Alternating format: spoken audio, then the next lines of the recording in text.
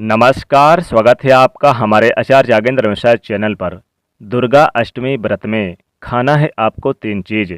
दोस्तों, दुर्गा अष्टमी के शुभ अवसर पर अगर आप चाहते हैं माता रानी आपके घर पर अपना वास बना ले तो सच्चे हृदय से कमेंट बॉक्स में लिखें, माँ आपका स्वागत है हमारे घर में।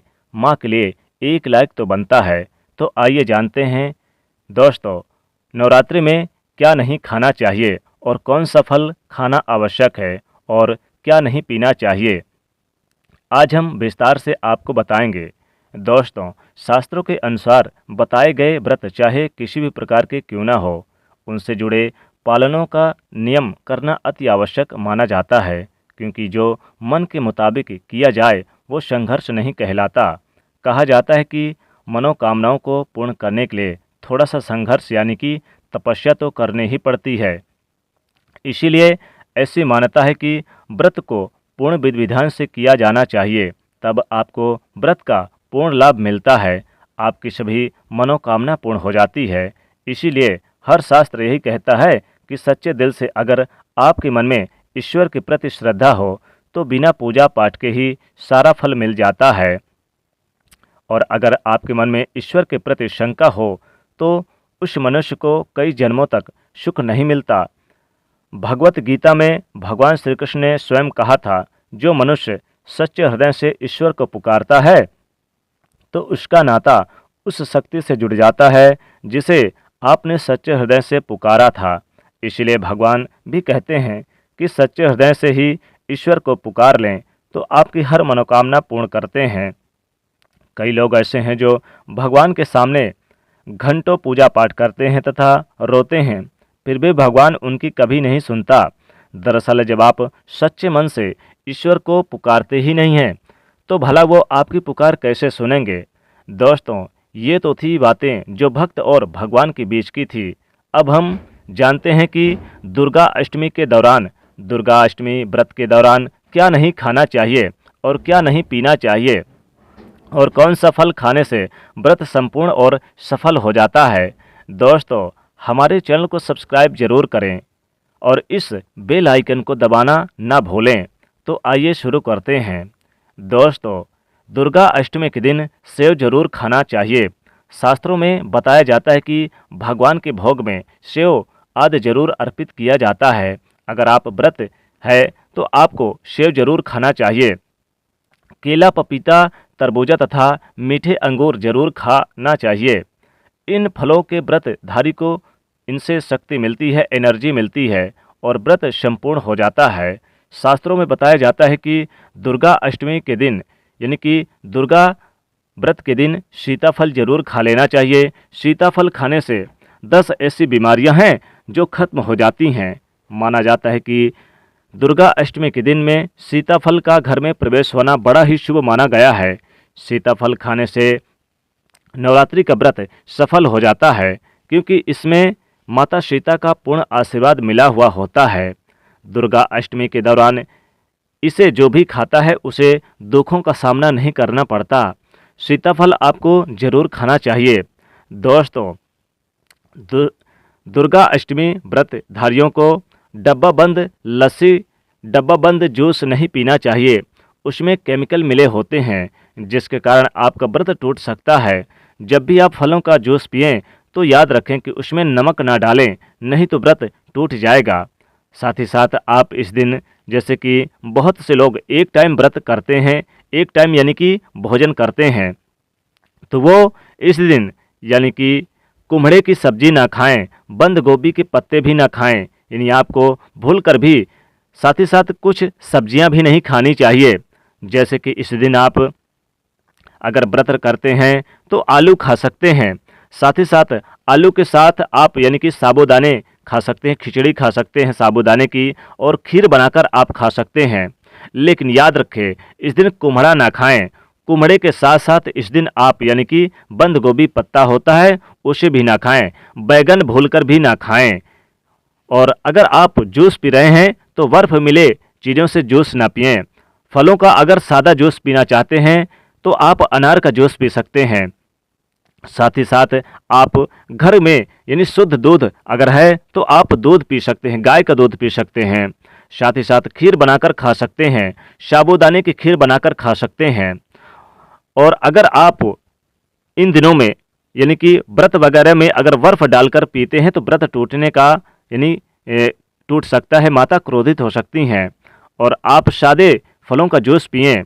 दोस्तों, नवरात्रि के दिनों में सिंघाड़े का आटा, कुट्टे का आटा भी खाने से पहले ये देख लें आटा पुराना तो नहीं है, क्योंकि पुराने आटे में कीड़े वगैरह पड़ जाते हैं, जिसके कारण आपका व्रत टूट सकता है।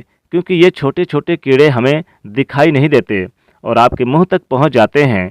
ऐसा आटा खाना मतलब कीड़े मकोड़े का मांस खाने के बराबर माना गया है। दोस्तों, नवरात्रि में दुर्गा अष्टमी के दौरान आप शाम के समय खाने में दही ले सकते हैं, आलू वगैरह खा सकते हैं, साबूदाने की खिचड़ी वगैरह, साबूदाने की खीर बनाकर खा सकते हैं, साबूदाने की पापड़ खा सकते हैं। कई सब्जियां तो ऐसी हैं जो नवरात्रि के दौरान भोजन में शामिल कर सकते हैं, जैसे कि इस दिन लौकी भी खा सकते हैं। आपको एनर्जी मिलेगी और व्रत सफल हो जाएगा। नवरात्रि के दौरान आप दूध पी सकते हैं जो आपको ताकत देगा, एनर्जी देगा। आप चाय पी सकते हैं, लेकिन याद रखें नमक ना डालें। एक बात ध्यान रखें, व्रतधारी को पेट भर दुर्गा अष्टमी के दिन भोजन नहीं करना चाहिए, नहीं तो व्रत रखने का कोई फायदा नहीं होगा। थोड़ा थोड़ा खा सकते हैं। दोस्तों, दुर्गा अष्टमी व्रत के दिन आप माँ आदिशक्ति माता को समर्पित होता है और इस दिन का खास महत्व होता है। नवरात्रि के 9 दिन माता रानी के 9 अलग अलग स्वरूपों का पूजन किया जाता है। नवरात्रि के 9 दिनों में माता को अलग अलग स्वरूप के हिसाब से अलग अलग पुष्प, अलग अलग भोग अर्पित किए जाते हैं। लेकिन क्या आप जानते हैं कुछ ऐसी वस्तु हैं जिन्हें नवरात्रि के दौरान माँ को भूलकर भी अर्पित नहीं करना चाहिए, जैसे कि तुलसी अर्पित ना करें, हल्दी अर्पित ना करें, टूटी फूटी लौंग अर्पित ना करें। लेकिन दोस्तों, दुर्गा अष्टमी के दिन आपको इस बात का भी ध्यान देना है कि अगर आप व्रत रहे हैं या नहीं भी रख रहे हैं तो लहसुन प्याज का त्याग कर दें। लहसुन प्याज से बनी सब्जियां भी ना खाएं। लहसुन प्याज को आप दूर से ही त्याग दें, नहीं तो माता रानी जी क्रोधित हो जाएंगे। आप अगर चाहते हैं कि माता रानी का पूर्ण आशीर्वाद प्राप्त हो तो आपको दुर्गा अष्टमी व्रत में निश्चित तौर पे लहसुन और आपको प्याज वगैरह घर से बाहर कर देना चाहिए।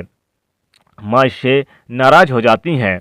आप इस दिन यानी कि व्रत करते हैं तो आप ज़रूर यानी कि अगर आपको आलू के मिल जाए तो आलू के भी आप सब्जी बना सकते हैं, खा सकते हैं, खीर वगैरह बना सकते हैं।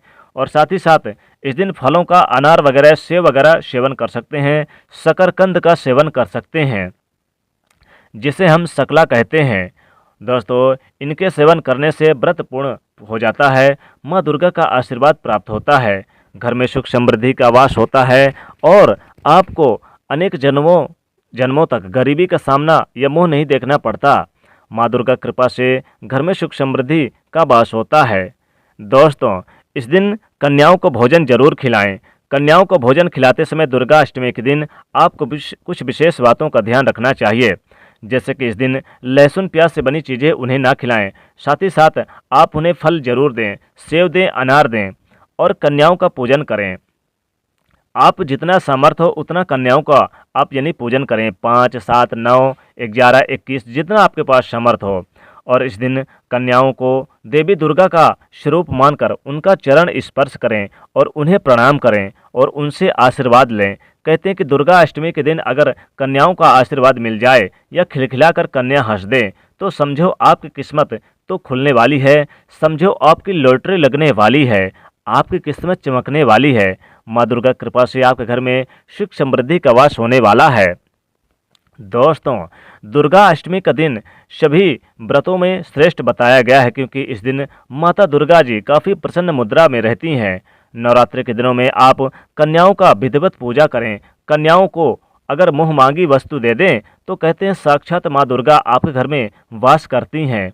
इसलिए इस दिन कन्याओं को आप डांटें ना, कन्याओं को नाराज ना करें, कन्याओं को हमेशा हंसते हुए देखें तो इससे घर में लाभ होता है।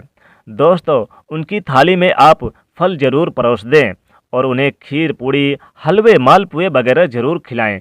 छोले के आप सब्जियां खिलाएं तो विशेष लाभ होता है। दोस्तों, आपको दुर्गा अष्टमी के दिन आपको चने के जो बनते हैं छोले, आप छोले की सब्जी भी ज़रूर खा लीजिएगा। साथ ही साथ इस दिन आपको दूध की खीर बनी ज़रूर खा लेनी चाहिए। इससे भी माता रानी की कृपा बरसती है, घर में सुख समृद्धि का वास होता है।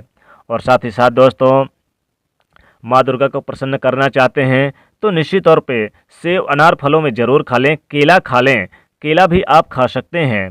दोस्तों, इससे माता दुर्गा के कृपा प्राप्त होगी और घर में सुख समृद्धि का वास होगा। तो दोस्तों, अगर आप सच्चे भक्त हैं माता रानी के तो ज़रूर आप इस वीडियो को ज़्यादा से ज़्यादा शेयर ज़रूर कर दीजिएगा और आप एक लाइक ज़रूर करिएगा और चैनल को सब्सक्राइब कर लीजिएगा। जय माँ दुर्गा।